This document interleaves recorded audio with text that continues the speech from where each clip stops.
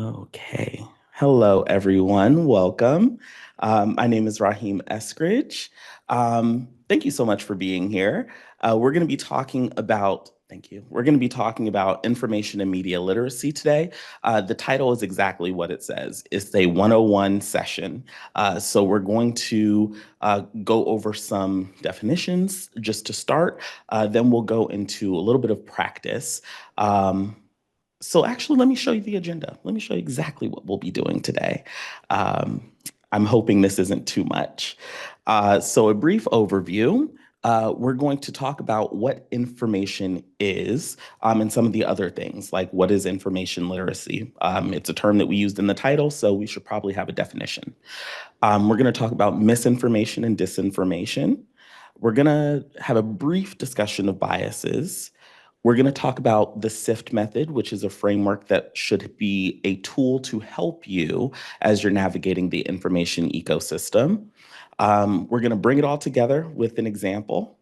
And then I have dedicated time for questions. However, if you have a question throughout the presentation, please feel free to ask it. I have a tendency to bounce around as I'm talking, so I might not be at the computer, but I imagine someone will let me know that there's a question. So please don't sit on it and lose it.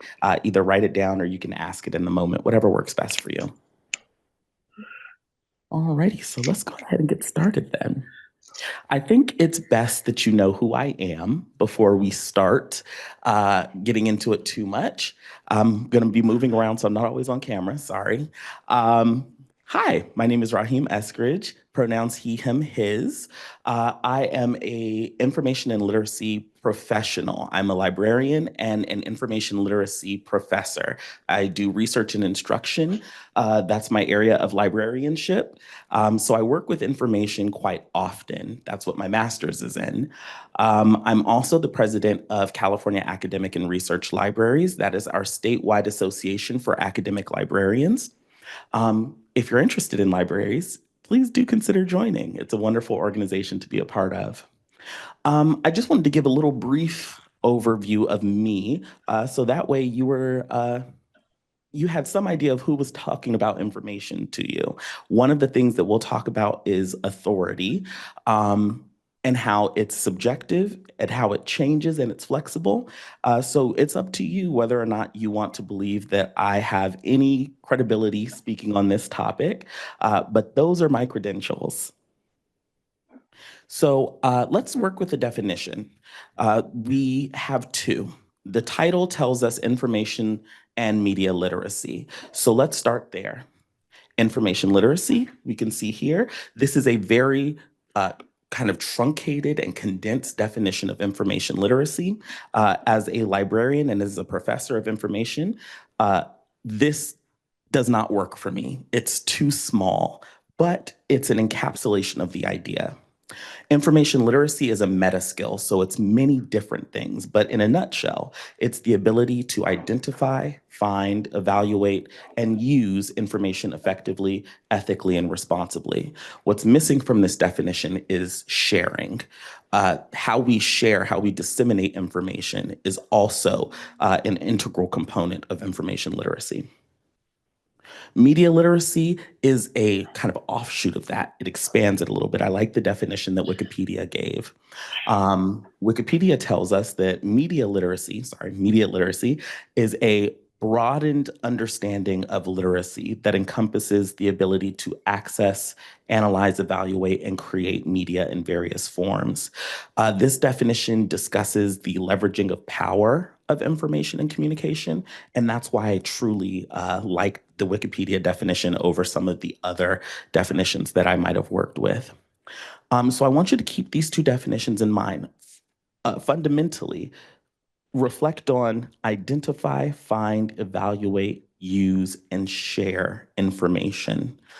Those are the things that we want to focus on as we're thinking about this session today.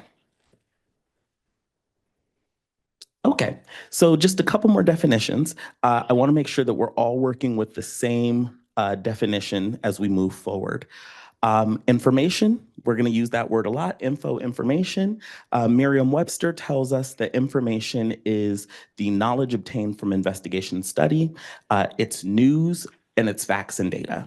I like that. Hopefully we can all agree that that sounds like a working definition of information. We're also going to be talking about sources. And we see here that a source is one of three things. It's a point of origin. It's the person or entity that initiates a thing or creates it in the first place. And it's a thing that supplies the information, the place where the information comes from. I think that those are robust enough for us to be able to get through today.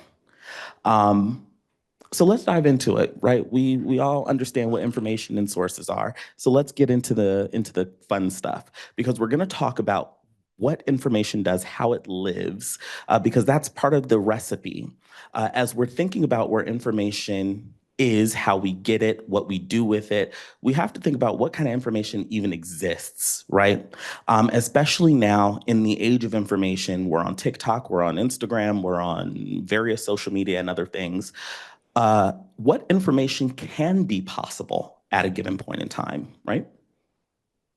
So we have this very handy little timeline that I adapted from Virginia Tech, and this is what we call the information timeline. Essentially, it is what information can be possible on a topic at any given point, right? So not to get political, we'll try to avoid politicization as much as possible. So knowing what information is possible at any given point in time is critical and an important component of information literacy. So using something from current events, we have the unfortunate situation that's happening between the United States and Iran.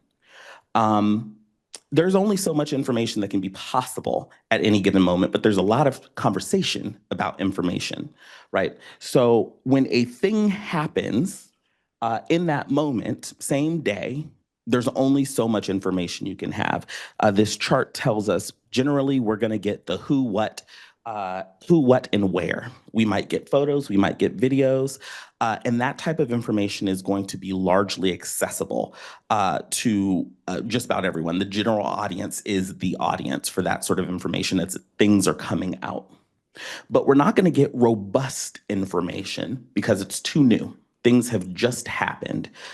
So we have to be mindful of that. As we move forward in time to the next day, a week or so, we start to get a little bit more information. We'll get statistics, we'll get photographs, we'll get images, we'll get people's opinions and analysis of situations. But even that still is going to be relatively surface level. Depth is not possible at this stage of the game, especially if you are not a specialist, especially if you're not close to the situation. We may get eyewitness testimony, we may get those sorts of accounts, but we can't get depth at this point. It's just not possible. Weeks later, we see we've moved along, right? So we're focused less now, or the prevalence of resources are going to be larger, or resources that take more time to disseminate. So magazines, maybe slightly more robust newspaper articles or online articles, particularly from sources that specialize in that kind of information. Um, we'll see that we're getting more reporting. We'll see that we're getting even more robust statistics. That's because more time has been allowed to gather information. And this should still largely be accessible to the public. But it's going to be accessible to people who have been keeping up, who are still paying attention, because information builds on itself. Months later, we're going to get scholarly articles. Those articles are largely going to be targeted towards students, written for people who are doing research in the field, professionals who are studying that sort of thing. And it's not necessarily going to be accessible to the general public. Many people don't read statistics. They can't. Stats are hard for me to read. I'm not a math person. But we're going to see more technical language. We're going to see details that the average person is probably going to shut down. They're not reading that closely. This is not because you're not the audience for that, right? A year or so later, we're going to get books. We're going to have people who are compiling lots of data from the eyewitness accounts from the very first day, all the way through those scholarly articles that are researching a topic, and they're going to be putting them together in books. That's when we're coming back to the general public, what's accessible to the general public, but also what's appropriate for, or what scholars might use, specialists might use as part of their further study. They may look at books. So I bring us through this timeline so that we're having an understanding of what information is possible to know. Because as we deal with the information ecosystem, we'll see that a thing will happen on day one, but people are talking about it as if they have month four knowledge, or as if they have written the book on it, when it's not possible, right? These are things to be aware of and to pay close attention to. And that leads us into misinformation. It is the bane of the information landscape, and it is also unavoidable.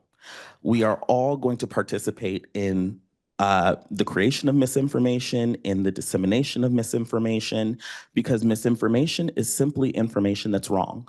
That's it. There is no moral attachment to it. It is just having incorrect information. These are four ways that misinformation can exist. There are more, but it could be a misinterpretation of information. That happens. You hear something, you read something, you just get the conclusion wrong. It happens. We might fill in the blanks with our personal biases. We're going to talk about bias in a moment. But bias is unavoidable, no matter who tells you to be objective and objective truth. It's impossible. That's not a thing. We'll talk about what we do with bias, but biases just are a fact of life. So we may fill in the blanks with those biases so that we don't sit in the discomfort of not knowing a thing. There is so much pressure to have an opinion or to say a thing, and we will fill in the blanks with what we know or what we're comfortable with. Uncritical reception of information. This happens all the time. People just kind of accept information at face value, particularly if it's coming from someone who you might know or a source that you might feel some sort of kinship to, even if you don't know them closely, maybe a parasocial relationship. And then not fact checking or not knowing how to fact check. This is a difficult thing to do. It is a skill. It's part of that meta skill that makes up information literacy. Fact checking is hard, and it requires knowledge that you have to do it. And so it often gets left off the table. So misinformation, it's just a thing that happens. It doesn't mean that a person is a bad person because they shared a link that, the findings of that were flawed or the data was wrong. It just isn't, it's just a mistake. Okay. But we do have a true villain in the information landscape. We may hate misinformation. It's the bane of everyone's existence. It's like stubbing your toe. It's gonna happen. It hurts, but you survive. You live to see another day. The other one, disinformation, is nobody's friend. And disinformation is out to get you. So disinformation is information that is not true, and it was deliberately designed to fool you. It is a lie.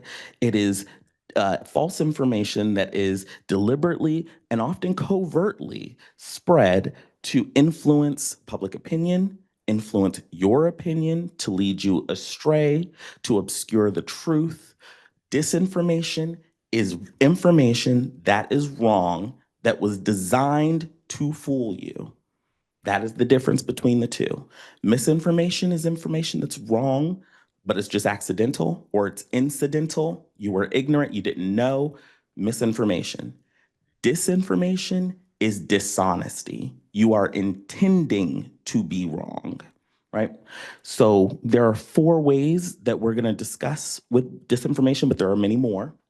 That's willful misinterpretations of information. So think about, people who maybe are running gossip blogs who might just say anything about a celebrity.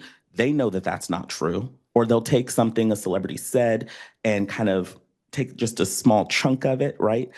Ship of Theseus that into something that they did not say or did not mean, and now all of a sudden you have this firestorm where you have a problem. They didn't actually say that, right? Selective or manipulative editing of information. That's the same idea. Fake news and deep fakes. We're really going to talk about that in just a moment. Or outright lies and falsehoods. My friend Buster Baxter right here got it right. You think people will just go on the internet and lie? Yes, they would. Yes, they would. And they do it all the time. And it's really, really hard sometimes to know that that's happening because you can't, unlike when you're in person, and this even still happens in person, but you can't read body language online. You can't read tone. All you see is the flatness of language. And sometimes that's enough to to activate people's blinders where they don't see the things, right? Where they give in to their biases and just kind of go with the information. So we have to always be on the lookout for this. And it might make you sound like I'm asking you to be, paranoid. I'm not. I'm not. We're going to talk about what we can do to try to avoid paranoia.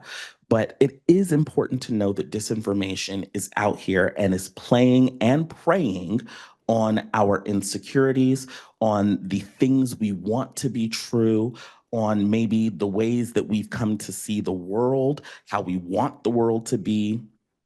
Disinformation is out here to try to make those things happen in the worst kinds of ways. But we have to contend with that. And we have to understand that one of the things that disinformation preys on is our biases. So, one of the ways that we can avoid falling for mis and disinformation is by identifying our biases. As was said earlier, it's impossible to be unbiased, right? The way that we might approach a situation, we can say we're being unbiased, but to do so, we still have to recognize what our biases are because you as a person can never become unbiased. We'll talk about what a bias is in a moment, but everything is a bias. The language that I'm speaking right now, English, is a bias. It influences how I understand what other people are saying or misunderstand what other people are saying. It influences how I understand concepts, right? So that's a bias. I am a male presenting person. That is a bias. The way that I've experienced life is a bias, right? So identify them, know what they are so that when you come into contact with information, you're able to check the information and see where your biases are maybe causing you to misunderstand, misinterpret, or outright not see information. Avoid the urge to share. You come across information, it causes you to feel something, you get upset, you get excited, any kind of animated reaction, any reaction at all, avoid sharing it. Just sit for a second. We'll talk about a strategy to how to do that in a moment. But we want to often be helpful or informative. So we feel like I'll just click share or, ooh, they're talking about this thing in person. They're talking about this thing. I heard a little bit about it. So I'll go and add in my 2 cents. Maybe don't. Maybe don't. Maybe just chill for a little bit. Do something else, right? Follow up on that information on your own time to verify that you've done the requisite work to know enough to share confidently. And then be critical of the information that you come across. Everything is information. The color of this table is information. The words I'm saying to you are information. Everything is information. Some information requires less effort than others to engage with. The color of this table, very minimal effort is required to interact with that information. The conflict that's happening overseas, a lot of effort needs to be put into that conversation, into that. And I need to be extraordinarily critical, right? As I'm reviewing media, I need to be extraordinarily critical of the information that I'm coming across, right? So healthy skepticism is a very good thing. It's not paranoia, right? It's very different. Vet your sources, make sure that they're trustworthy before you share, right? Before you accept that information as fact or as more likely to be true than not. Take the requisite time to investigate. So I said that I was going to talk about bias, and I'm true to my word. Um, we are only going to discuss three kinds of bias today, but there are many more. These three are kind of the big ones that are important to what we're going to be discussing today. Many of us have heard of implicit bias or unconscious bias. Um, and that really is just all of the things that you came into an experience with, everything before your race background, your gender identity, your class, your education, all of those experiences color how you see the world. And a lot of that is unconscious. You don't necessarily know that it's happening, but it is in fact happening. That's one kind of bias. So we need to be aware of what the things are that we enter into conversations with so that we can have those in mind as we're interacting with what other people or other situations are showing us. Confirmation bias, very dangerous, almost unavoidable. It's one of those things you have to actively be thinking about. It helps to know what your implicit biases are, that you actively have to work against doing. Confirmation bias effectively is you believe a thing to be true, so you look for other things that will assert that information, and you reject information that does not confirm that information. Some of you might have heard of cognitive dissonance. That's a component of confirmation bias. Okay. Media bias, another type.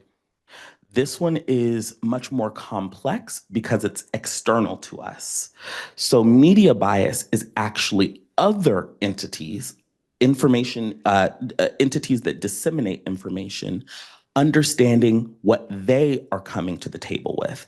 What is CNN's worldview? How do they approach policy? How do they see global events, right? That's part of their bias. How does Fox News approach information? What things does Fox News cover that maybe another media news outlet does not, right? That's all part of media bias. And so when we are receiving information from those places, we have to know what their biases are, right? And it's not just news media, right? Think of, let's say, BuzzFeed, as we're coming across not necessarily the BuzzFeed articles. We all love the listicles and the tests and quizzes and things.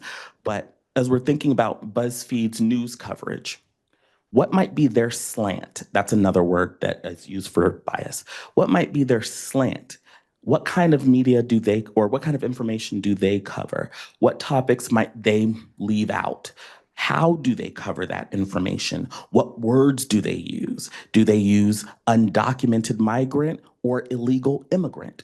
All of these things are part of bias. All of these things indicate different components of how the source interacts with information and what information it might cover, what information it might not cover, how it might cover it, how it wants us to receive it. Incredibly important. So I threw a lot of stuff at you, and a lot of it was definitions, largely because I want us to be on the same page as we work with this method. If you come away from this session with nothing else, I'm hoping that you come away from it with the knowledge of the SIFT method in your pocket, because it's going to help you to interact with information in a more robust and intentional way to hopefully avoid mis and disinformation. We didn't talk about malinformation. That's the third information kind. It's also very bad. Hopefully this will help you to not interact with that as well. So let's talk about what the SIFT method is, right? It's an acronym. So SIFT. This method was created by Professor Mike Caulfield out of the University of Washington. He is an information professional, incredibly influential in the information sphere.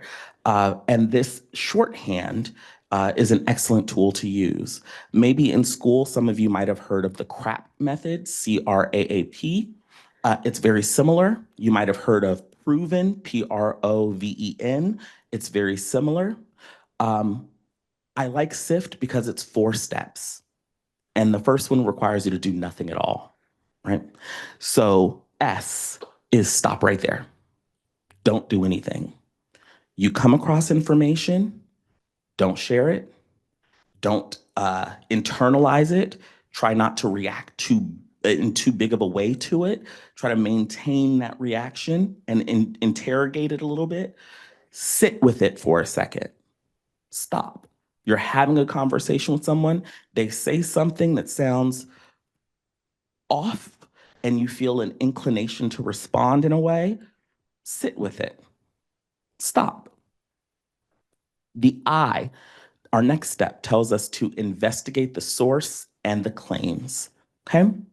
Who said the thing, right? You're reading an article, you see they make a claim. Who are they? Who is the source? Who is that company? Who is the author? If it lists one, we now know we live in the age of AI, so we have to be on the lookout for that as well. Is there an author listed, right? What's the reputation of that source or of that person or of that organization?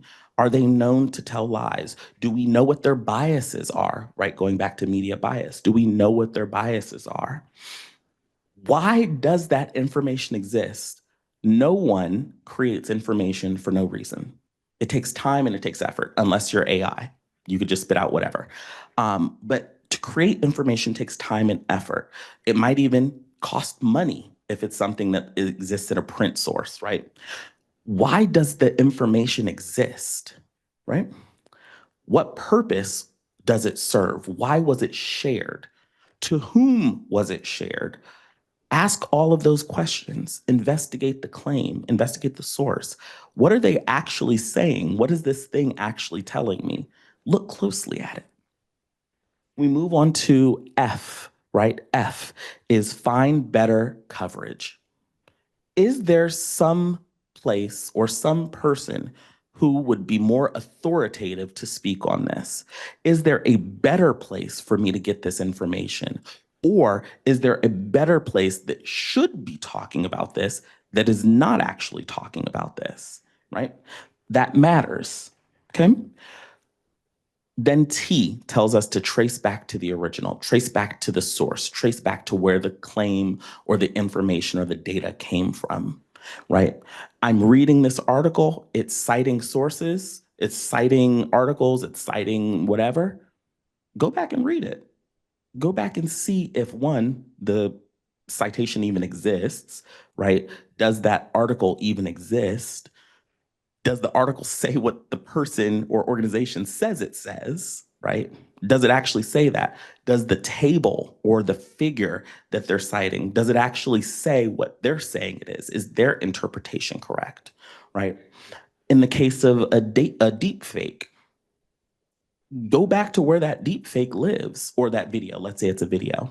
Go back to where that video lives.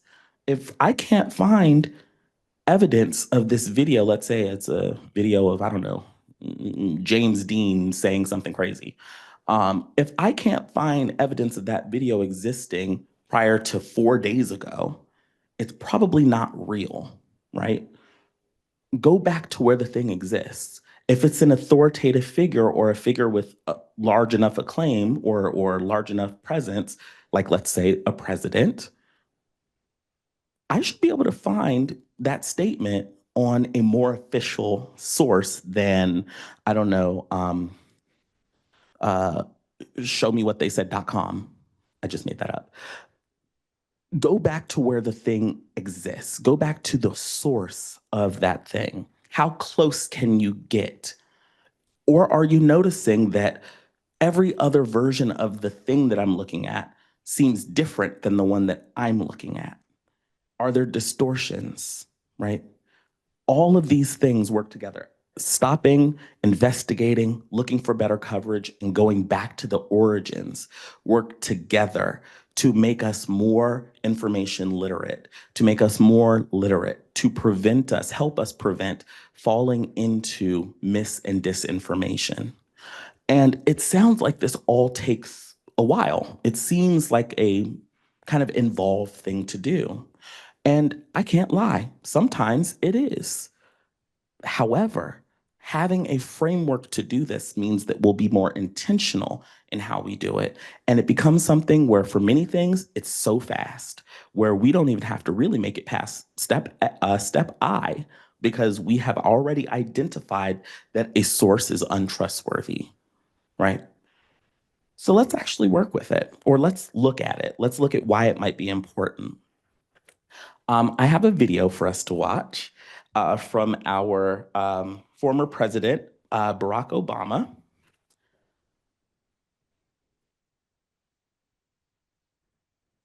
So let's see what he has to say. We're entering an era in which our enemies can make it look like anyone is saying anything at any point in time, even if they would never say those things. So, for instance, they could have me say things like, I don't know, Killmonger was right, or Ben Carson is in the sunken place, or how about this? Simply, President Trump is a total and complete dipshit. Now, you see, I would never say these things, at least not in a public address, but someone else would. Someone like Jordan Peele. This is a dangerous time. Moving forward, we need to be more vigilant with what we trust from the internet. That's a time when we need to rely on trusted news sources. It may sound basic, but how we move forward in the age of information is going to be the difference between whether we survive or whether we become some kind of fucked up dystopia. Thank you, and stay woke, bitches.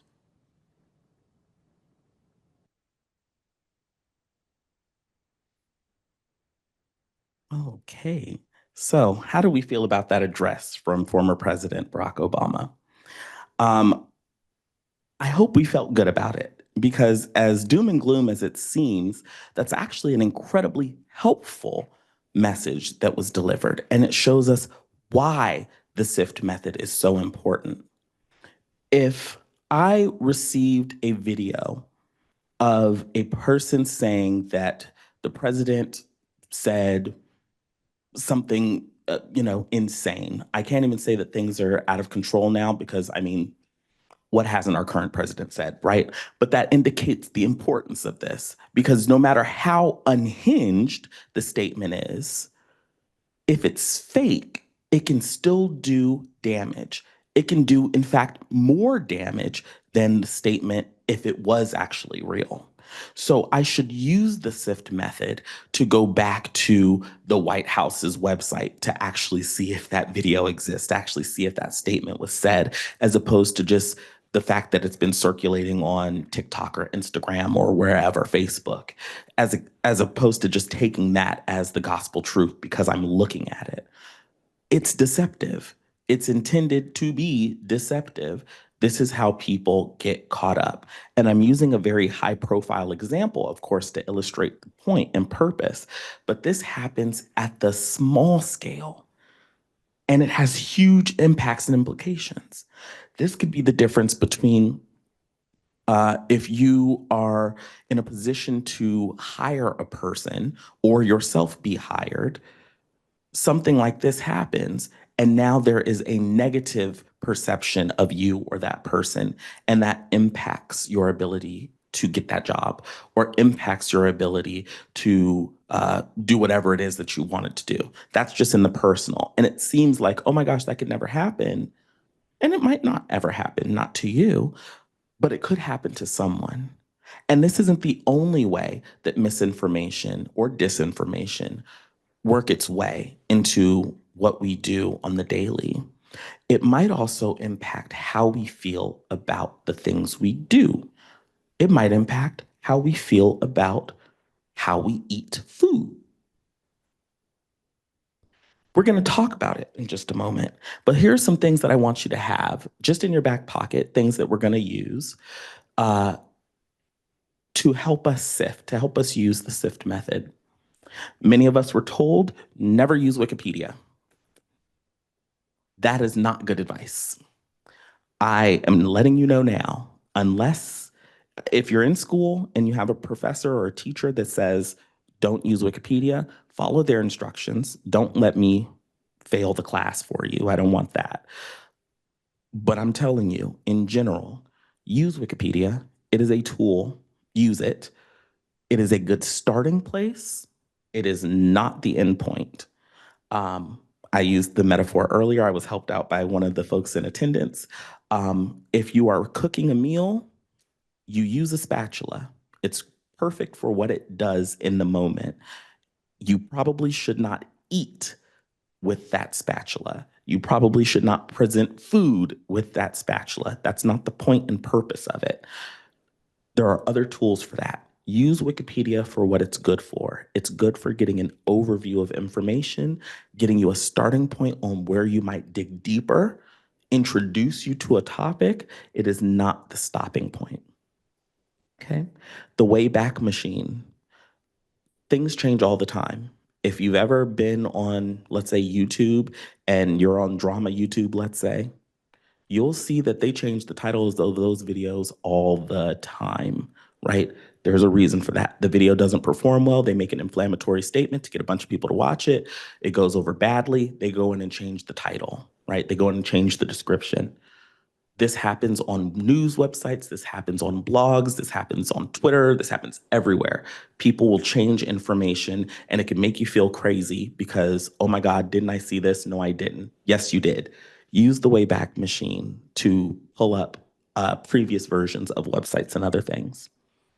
Use resources that will help you navigate a biased media ecosystem.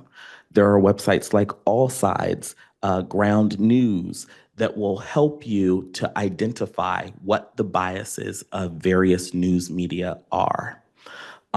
This is not a sponsor for either one. This is just a thing that they do. I like both of them because they show their methodology for how they ascribe the understanding of bias to whichever source it is that they're discussing. Use the reverse image search on Google or any other resource.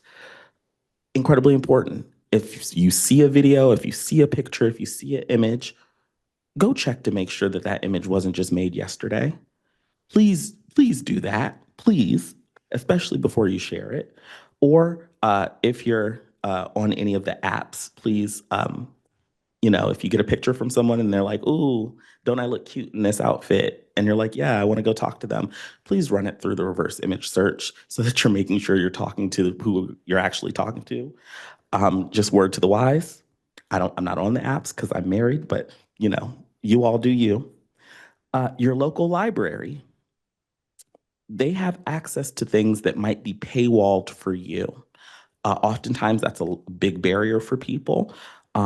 Let the library do the heavy lifting for you. And if they don't immediately have access, you can always request it. And if the library is able to accommodate it, they'll get that for you. So please use your local library and please get multiple library cards. If you live in LA County, if you live in Burbank, you get the City of LA card, you get the Burbank card, and you get the LA County card. That's three systems that you now have a library access to. Please go get your library card and use it. Okay. And then Google. Use Google. Please use Google. Don't use the AI. It's not great. And I'm going to show you why we don't use the AI.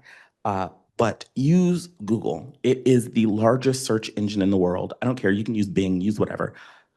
Use something to help you find information. Use the SIFT method to help you evaluate it, but don't cut yourself off at the knees. Uh, Use the resources that are available. Okay, so I've talked about some tools that you can use. Now we're going to see what this looks like in practice. This is the fun part. We're going to watch one more video. I said that mis and disinformation might impact the way that you eat. Let's see why.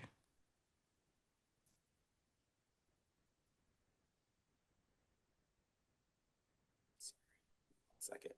You might not know this, but never eat leftover rice. Seriously, this can be a real problem. You might not know this, but rice is actually one of the fastest growing mold foods once it's been cooked. And what makes it worse? You can't even see this mold most of the time. It's invisible, but it's still there, doing damage to your body. This kind of mold can create toxins that lead to brain fatigue, digestive discomfort, and over time, it can seriously mess up your liver and immune system. Japan realized this almost a century ago. Back in 1921, they were so concerned about the risks of leftover rice that they passed something called the Rice Act.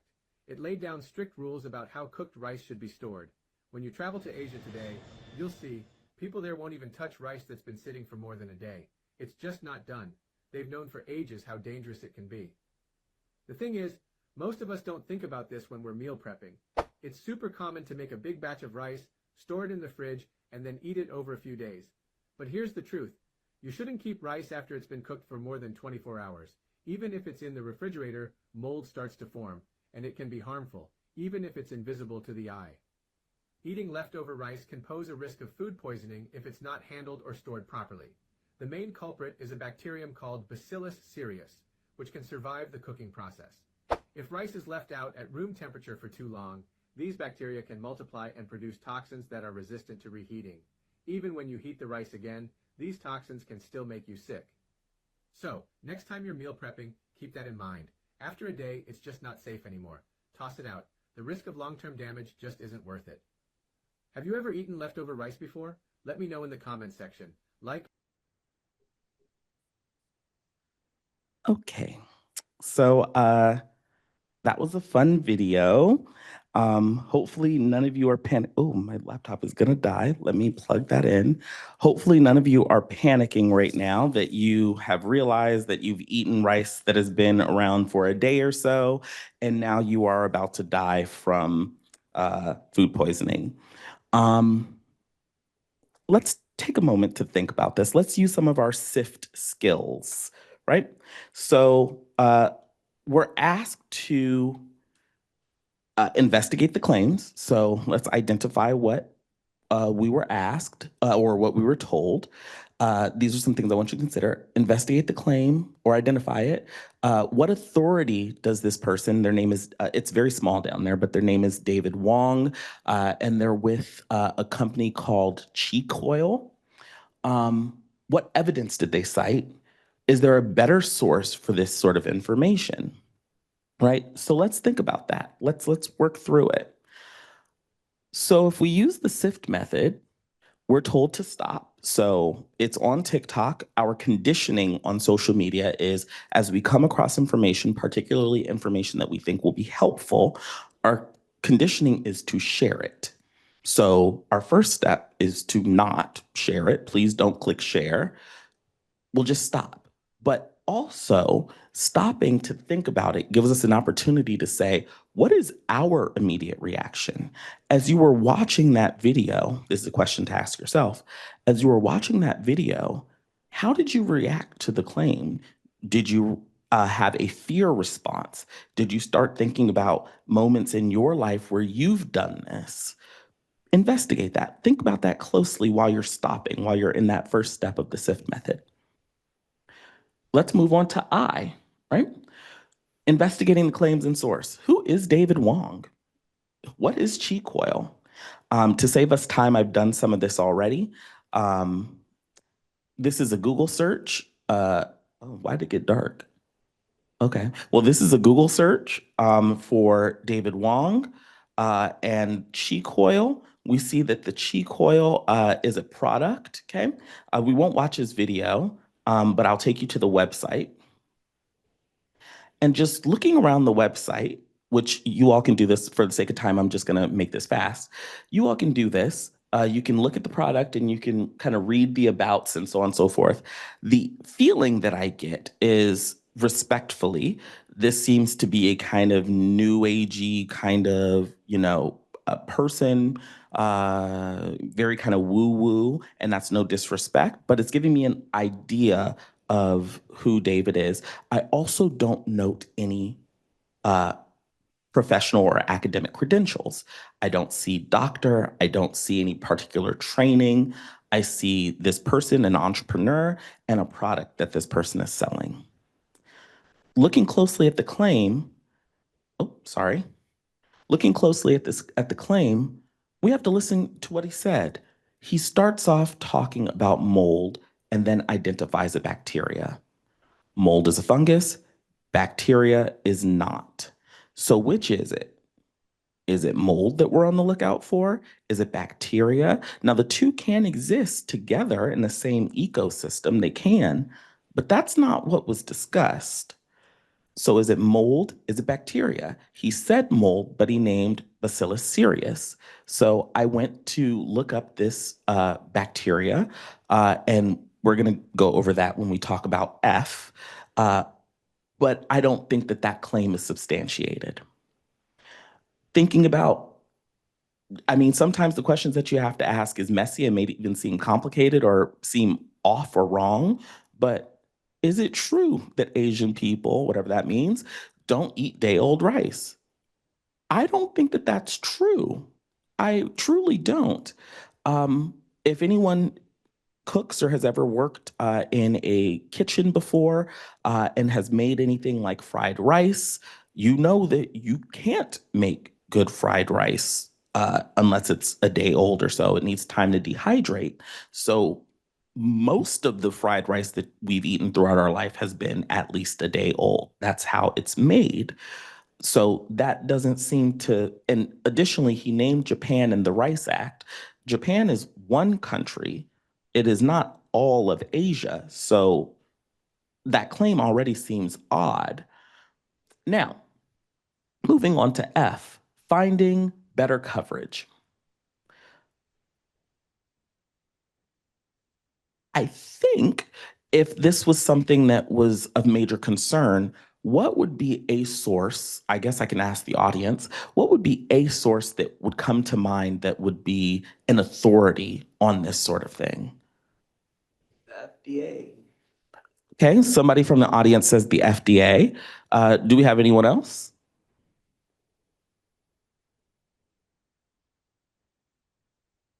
Just say some stuff. USDA, any of these other agencies that would look into this. So I'll save you a little bit of time, but I've already run a few searches. What did I do? Rice, bacillus. I can't spell, sorry. I've already run a few searches. This is why we don't trust AI. It's not good. I've run a few searches. I cannot find any significant source that cites what they're talking about. Now, it looks like it might have some authority, right? But when you actually look at these articles, they don't actually say what you might think they do. This is why headlines can be deceptive.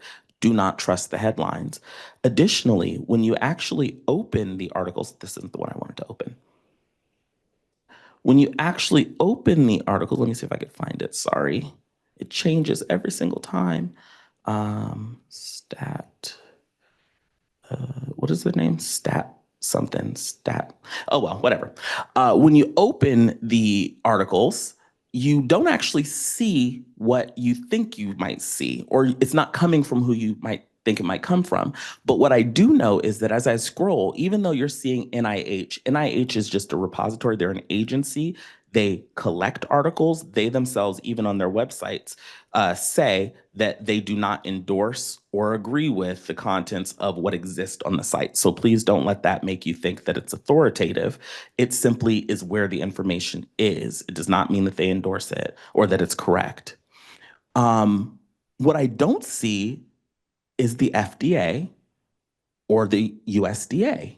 Now, there's a reason for that because I did actually already look up what the FDA or USDA has to say about rice, and it doesn't actually say what the article says.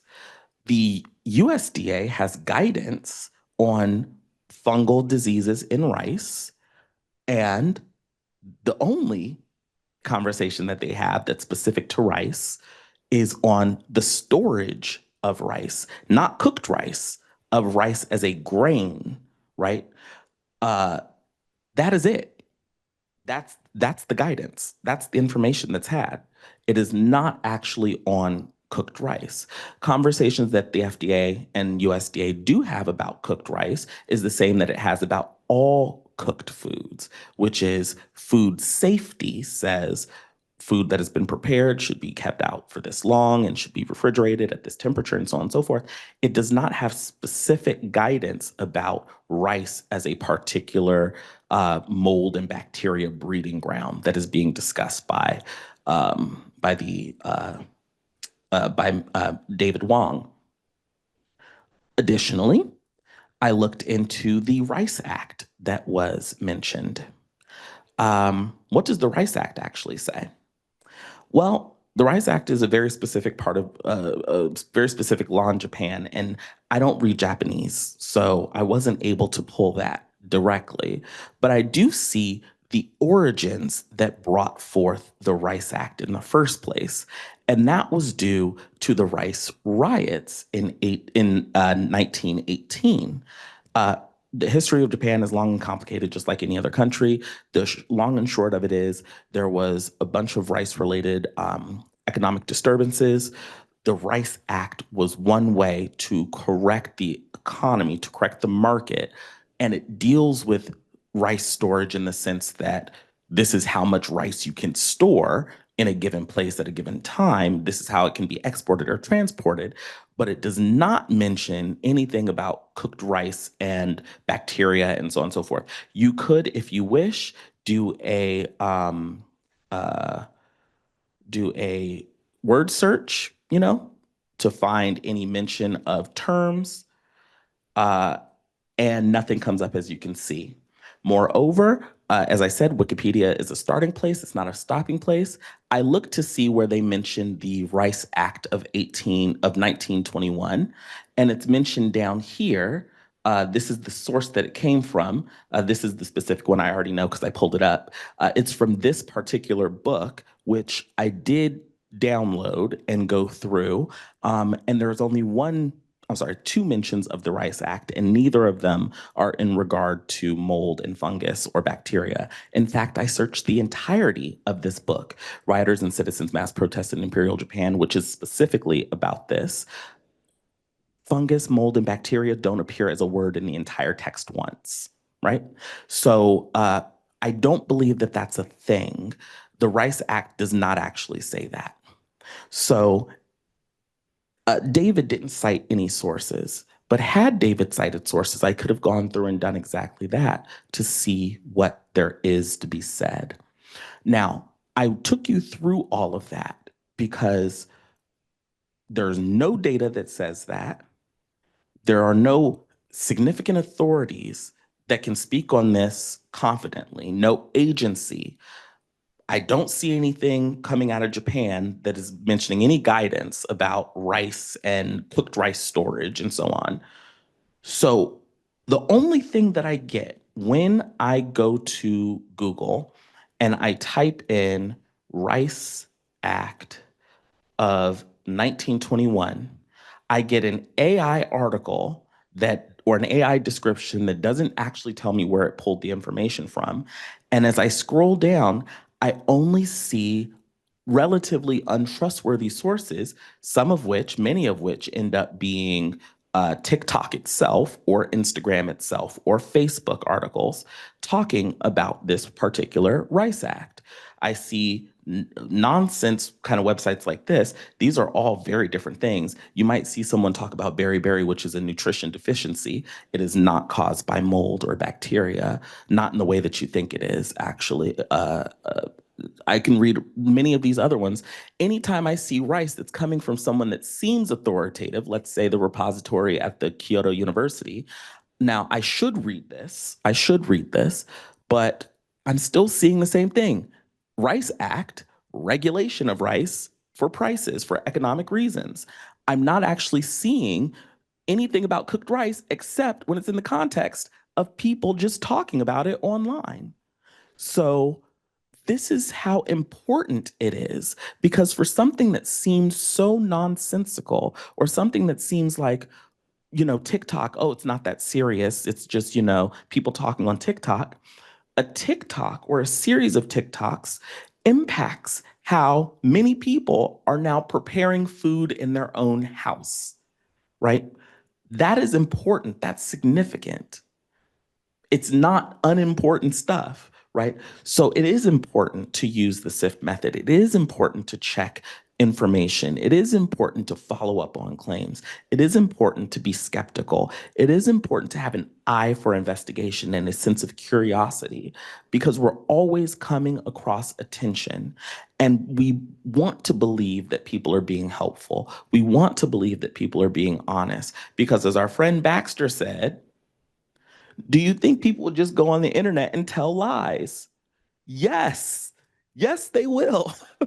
And we saw them tell lies, right? So it's important. This man is lying. It's important to do that sort of thing. Okay. So let's recap because we went through a whole bunch of stuff. So, or I'm sorry, what is information literacy? You all aren't in front of me, so I can't effectively ask you in the way that I wanted to, but what is information literacy? Think about the definition for yourself. It is the ability to find, to access, to understand, to use, to critique information effectively, ethically, and responsibly. Media literacy is an offshoot of information literacy, and it deals with the specific components that underscore power of the creation and dissemination of information, particularly through larger networks of information dissemination. What kind of information can even be available? I mentioned the Rice Act of 1921. I use this example because we've had over 100 years of history since the Rice Act was signed. The only information that I can find is on TikTok. We eat rice every day. And if you don't eat rice every day, that's okay. Entire countries eat rice every day. The US export of rice or import of rice and our eating of rice is something in like the millions of tons of rice a year. We would know if eating day old rice was going to make you sick. We would know, and we would have guidance about that. Disinformation. How is misinformation different than disinformation? In the instance of the Rice Act, of what David was talking about, is it misinformation? Is it disinformation? I don't know. What do you think, right? Is it just David was wrong and thought that he was being helpful to share information with us? Or is it that David knows he's not telling the truth and is trying to be deceptive? Well, I can't know what's in his brain. I can't know his motive. Uh, if I went back to investigate him closer and see if somehow these claims of, rice making you sick and other things like that, other kind of like woo-woo things tie into ultimately the selling of his product, then I'm more inclined to say disinformation. But he could just be wrong, right? In either event, the information is not true. Bias. What are the biases? What are biases and how do we interact with that information, knowing that we have to identify our biases? We discussed 3, implicit, which is just what you come into the conversation with. That's what you've experienced your entire life and how it's coloring how you experience and interpret information. So when you're coming into contact with information, it's imperative that you know what your biases are so that you can check your biases and ensure that they're not getting in the way of how you're interpreting information. That is what is meant by being unbiased. That is the work that it requires. Knowing what your biases are and being able to set them aside. And that is an incredibly difficult thing to do. But people, they think they can do it, but they don't even know what their biases are. It's hard to do, super hard. That is what it takes, though. That is how we have to interact with information. What is the SIFT method? There's 4 steps. Somebody from the audience, I'm going to put you on the spot. You live with me. Uh, so I guess that just leaves you. You don't have to answer. But there are 4 steps to the SIF method. Let's start with the very first one. S. S tells us to stop. Excellent. I. Investigate Investigate the source of and the claims. Yes. F. or fact check, basically, right? Yeah, kind of fact check or find better coverage. So, is there somewhere or some entity or some place, something more authoritative that should be or would be talking on this? Is it better to get the information there? Yes, excellent. And then T. Track the original material. Right, exactly. Trace back to the original. Go back to where the thing lives, right? Excellent. What are some tools that can help you to be able to do this? I used one today. Google was great. It showed me, because Google is kind of connected to everything, right? Everything's on Google. I was able to get a snapshot of, um, I was able to intimate the truth or truthiness of the claim by what I didn't see. If this is as serious a thing as it's being claimed, as ubiquitous as rice is, I would have seen immediately something like the FDA or the USDA or some other agency, be it American or otherwise, talking about this thing, but I am not. And the only conversations that I'm seeing happening from uh, Google or compiled on Google were social media conversations or headlines of articles, which I've read a few of those articles. They don't actually say that. And the ones that do actually say that, I didn't show you all this because I couldn't remember what the thing was called, and Google changed up what it presented me with. Um, the source itself was another kind of like woo-woo database. And I was like, oh, okay, interesting.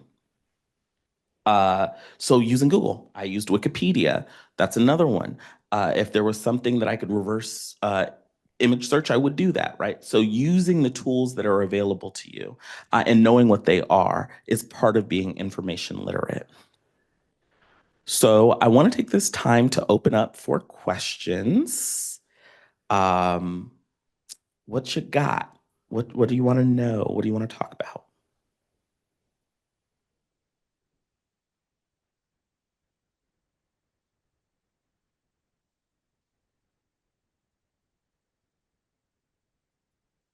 We have a question here. Okay.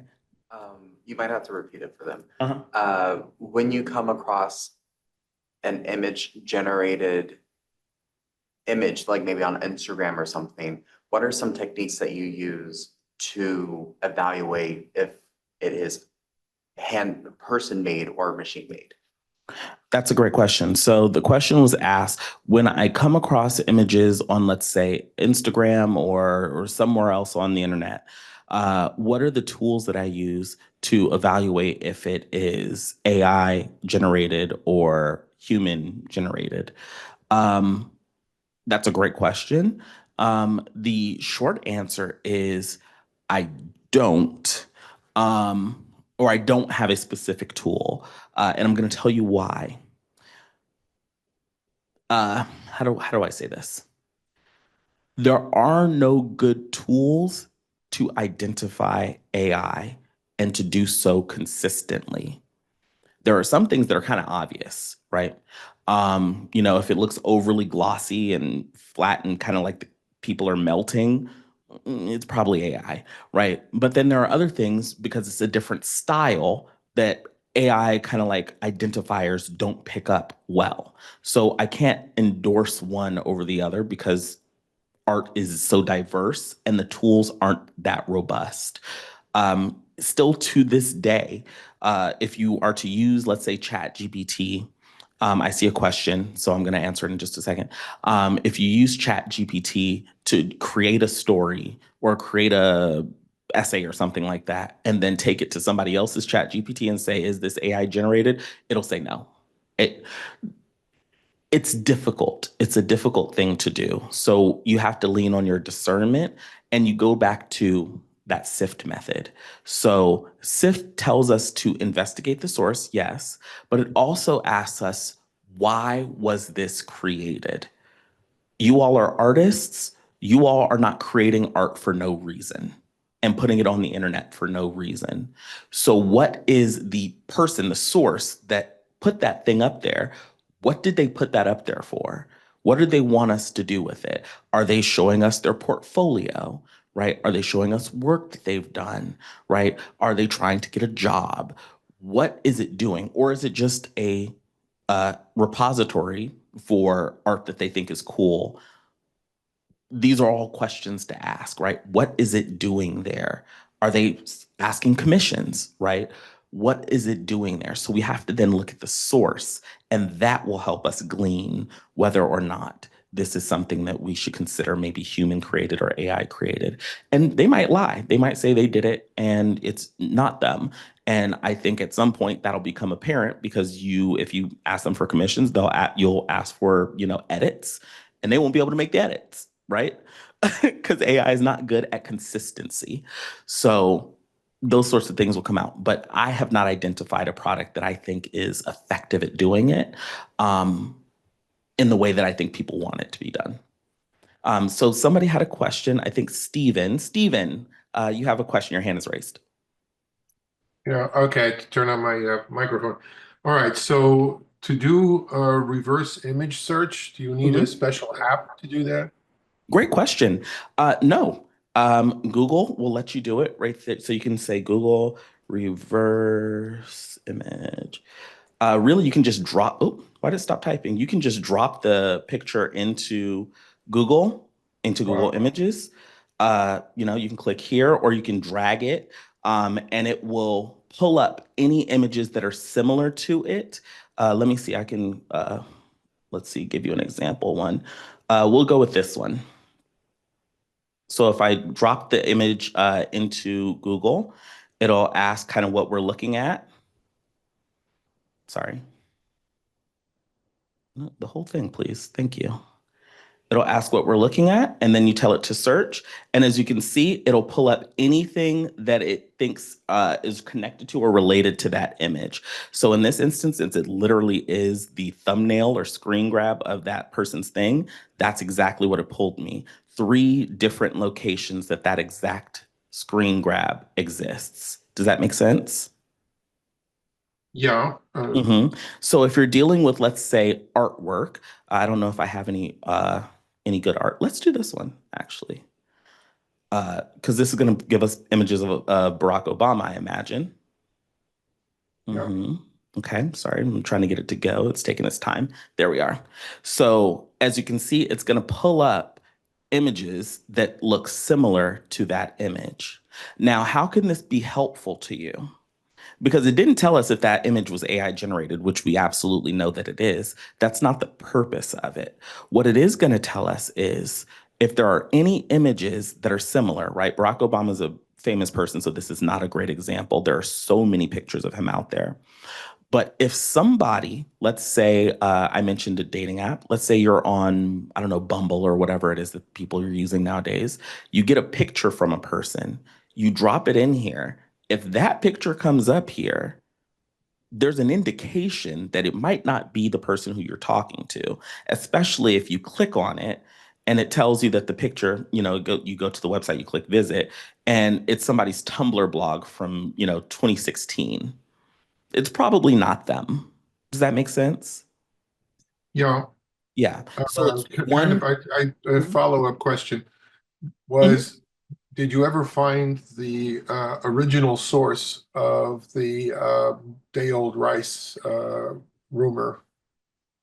Who No, started it? that I did not investigate deep. Now, there are ways that we can do that. So we can look at Google Trends.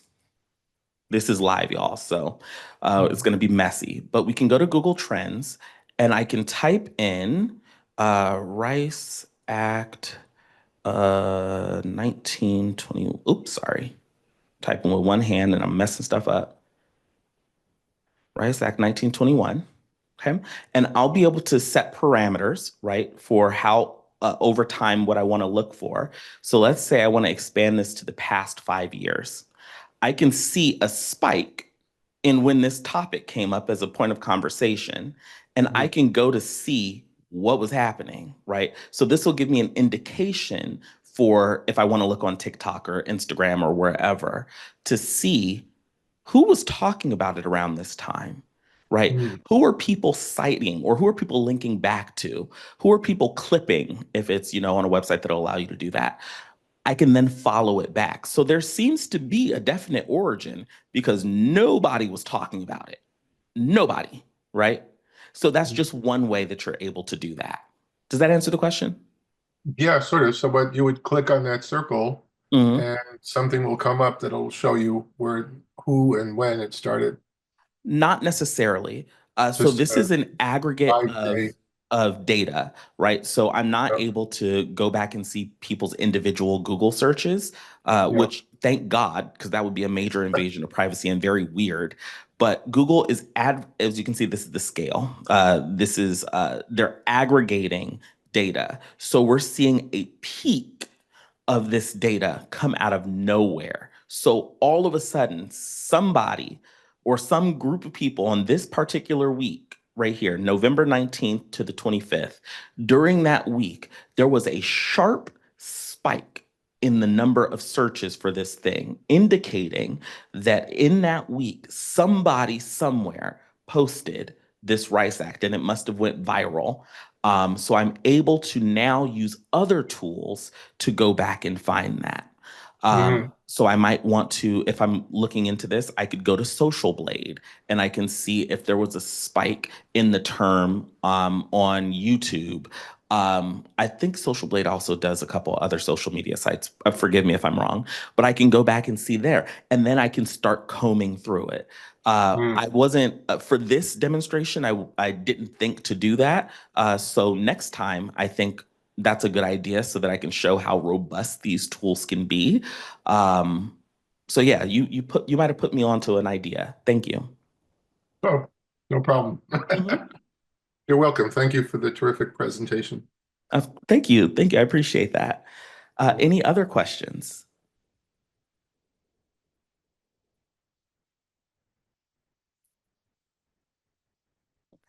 Well, I want to say thank you all so much. It's been a true pleasure to do this overview. Once again, this is a 101 session. So it's really just meant to introduce you to some of the ideas and the concepts and get you started with practicing these. This is something that requires time to develop. As I said at the start, it's a meta skill. Information literacy is a meta skill. Ideally, this is something that you start learning in kindergarten and then refine over time to, if you decide to go to college, then you would continue that there. But at least through high school, refine it because it's a lifelong skill. And it's not something that you can just kind of jump into and say, I know how to do this. It's second nature to me. At this stage in the game, we have to actively be thinking about it because it's not second nature.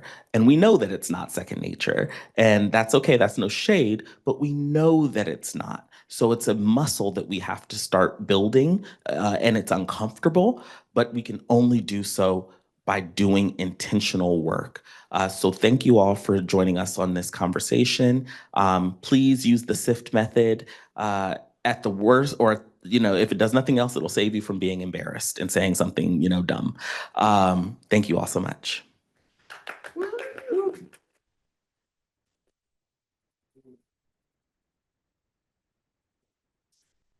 You can stop the